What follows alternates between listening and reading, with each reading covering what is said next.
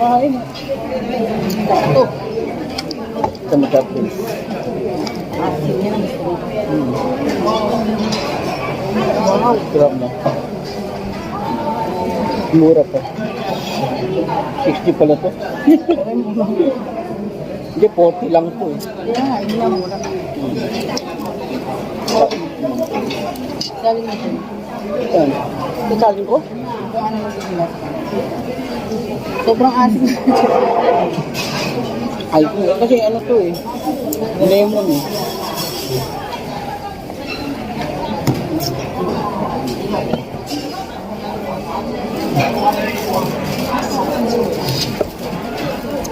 Nakita ka niya. Ha? Yun. Pag nag-60 ka, nasa Pilipinas ka. Nakakatay ako ng pabo. Sigurado na sa Pilipinas na tayo ng Baboy? pag nag-60 ka. Patay na tayo. Diba? Grabe kang patay agad. Papa nga, buhay pa eh. Eh, wala sakit ko. Ay! Nagmumura ka pa.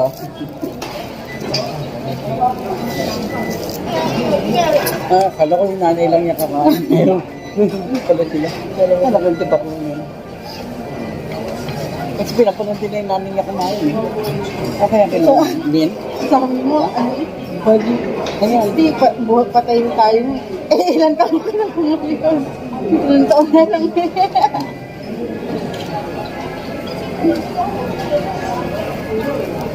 Hindi pa nga tayo nakakauwi, patay agad. pupunta tayo sa Palaisindi. Kaya katay tayo ng baboy. Wala makapag-alaga. Baboy? Bakit tayo? Lechon? Oo. Diba? Inila lechon. Hindi na lechon. Lechon natin yun.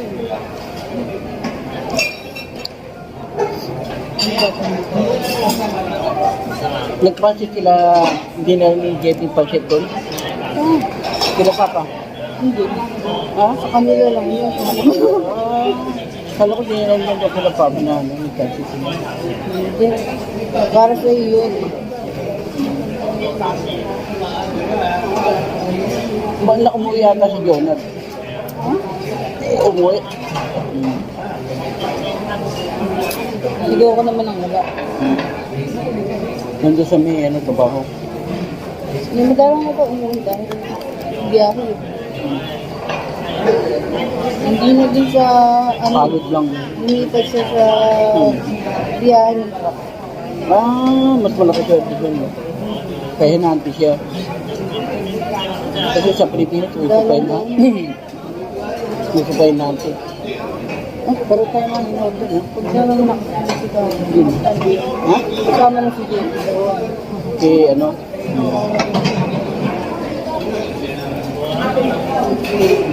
Sinasama daw siya eh. Paano, manganganak na sigari.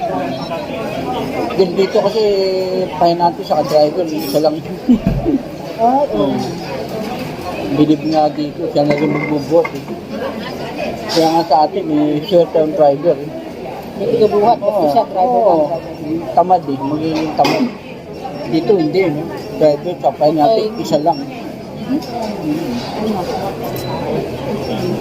Dapat ito uwi. Mga Uwi ng kakain. Alala ko sa Ate Jen. Ito ito pinapaunahan na para kung may lasa. Di ba kumakain tayo? Kaya ka nakakamahal. So ikaw pinapauna para pag may lasa. Ikaw unang mo. Natawa ko kanina, hinihintay ka na bihis ka. Yung asawa niyang pasyente, yung pala ano sa ATM. So ay niya paano sa asawa niya. Pinapanood lang siya ng asawa niya. Labi, bahala ka dyan. Pagbahay. Ang bahay ng asawa niya. Natabi pa yung pera niya. Pasyente na nga siya. Kaya mo siya, sabi, pag namatay ka, akin din. Hindi niya alam yung number. Ay, sa bangko.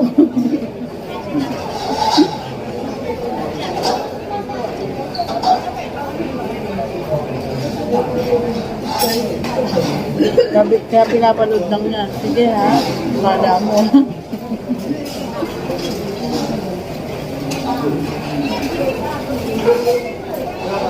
Gato mo. Hindi. Takot. Ito kasi chocolate. Ayaw mo. Kape. Walang pa. Okay, may 11, dami kape. Ito. Hindi ata yung Ano nga? Ano yung sa atin? Kanina pa nga. Pinagawa po nga sa pagkuhan, may nasa mas magagawa. Diba? Ganun yun, magkakabang rin naman yun. Ayun. Isa, kinibang rin. Oo. Ewan ko, kung sakit kasi yung ganun. Bakit ibigay sa bugat?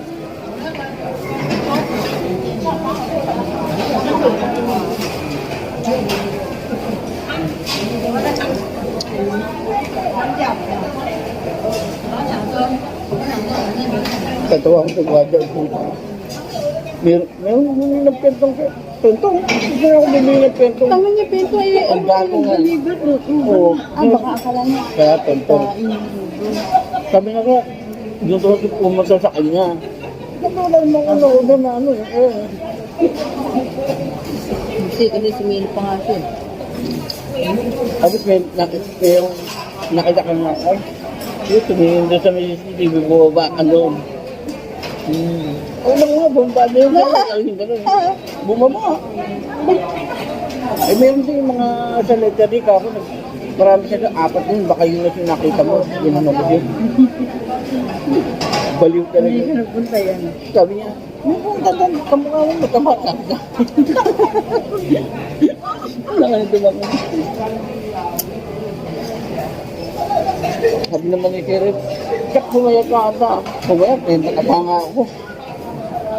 Hindi, sabi niya, mag-reduce ako, mag-reduce. Kaya naman malaki pinag mo, 80 ka nga dati. Di ba? Yun, 80 ka nga dati. 80 plus.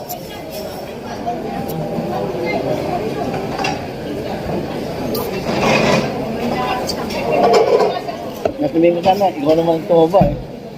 Dati ba, pwede? May May pa nga siya. pahit ka dati.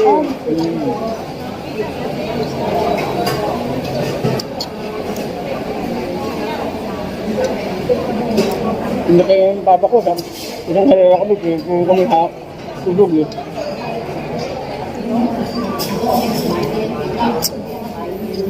Hindi ko natanong ko ilang taon. Bumibog na ako. Diba, ila pa? Ayoko na. Hati lang tayo. Sarap nga na. Ito na. Yay! Dukutin ko sa loob. Yay! Ang galing. Ay! Dukutin yung bulsa ba maraming pera yun. Ay, naku, sa mabit. Yun. Yun. Oh. Ang tayo dyan. Kakainin ka pa mamaya. Ayoko. Ayoko. Meron pa yung mamon mo doon. Hindi ko pa nakakain. Ilagay mo sa rep. Nandun nga sa rep eh.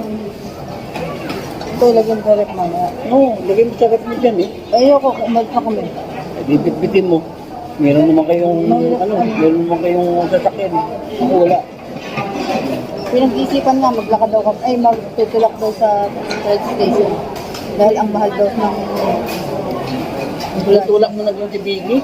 Oo daw, yupo daw sa wheelchair. Kung sabi, Yasin.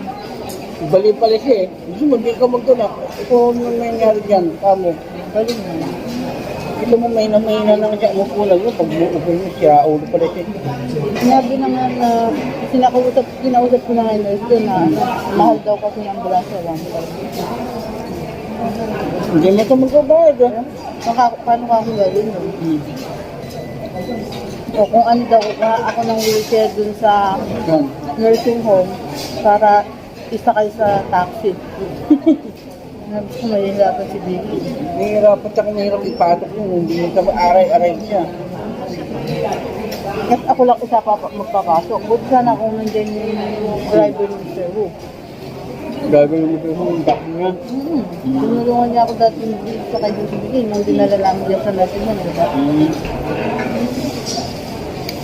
Kung isa ko lang, paano kung ibabit-bit si Vicky ng Gusto ko yan. Kaya sinabi naman niya hindi daw siya makakabuhat. Sinabi niya hindi siya Hindi makakabuhat. ka ba makakabuhat eh, pag bubuhatin ko eh.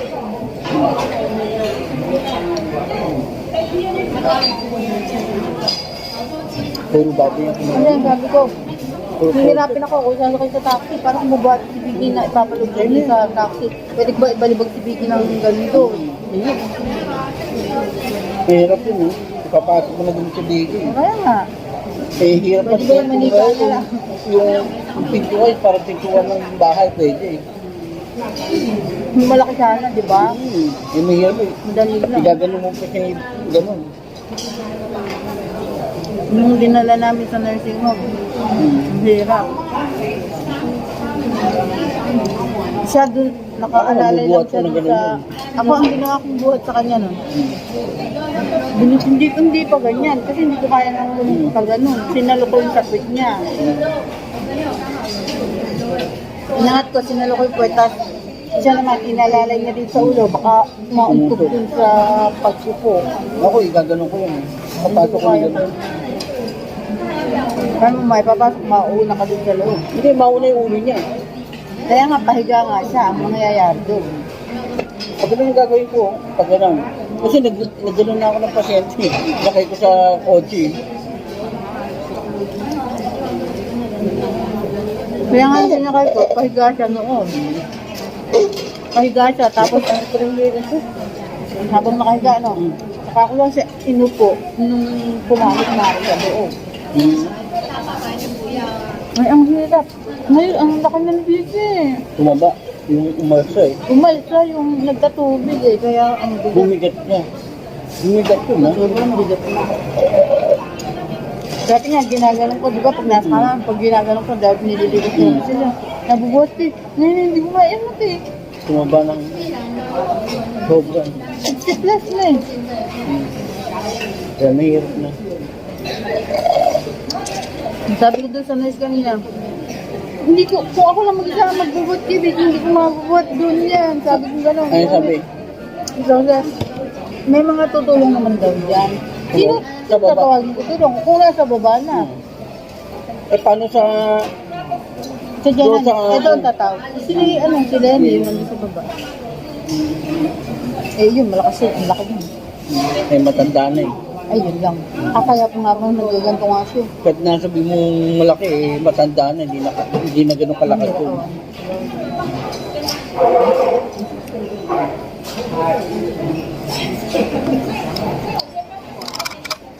Sana kung bata pa yun, alam mo, kasi magtawa, pagka tumulong eh, pwede.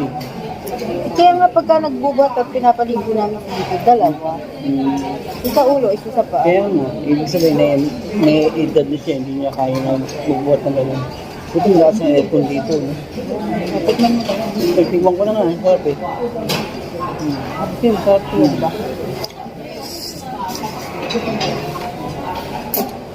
Ang baon pa si Lola. Ito pwede ako kiwis ko. Dahil pag-akyat ko doon ka,